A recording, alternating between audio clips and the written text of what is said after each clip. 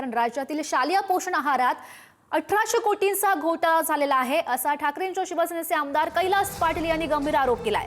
घोटाळा करून राहिलेले पैसे निवडणुकीमध्ये वापरले असंही ते म्हणतायत। टेंडरमध्ये 134 किलोचा वाटाण्याचा उल्लेख आहे, मात्र विद्यार्थ्यांना 30 रुपये किलोचा वाटाणा दिला जात असल्याचा आरोप त्यांच्याकडून केला गेलाय।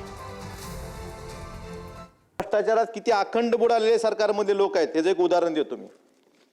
अध्यक्ष महोदय, आपल्या जवळपास 1,03,00,000 विद्यार्थी जे अनुदानित आणि जिल्हा परिषद शाळेत शिक्षण घेतात त्यातल्या जवळपास 86,000 शाळा आहेत।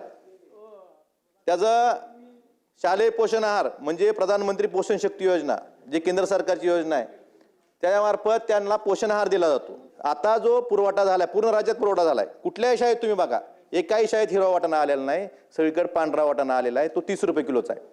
म्हणजे 134 रुपयानं टेंडरमध्ये टाकायचं, 134 रुपयानं बिल उचलायचं आणि 30 रुपये किलोचा वाटाणा तिथं पुरवठा करायचा। म्हणजे लेकराच्या त्या दुपारच्या मध्यान्ह भोजन मिळतं तर खाऊ नका ना तुम्हाला, म्हणजे कुठलं तरी सोडा ह्यातून पैसा कमवायचा, तोच पैसा परत निवडणुकीत खर्चायचा आणि परत निवडून यायचं।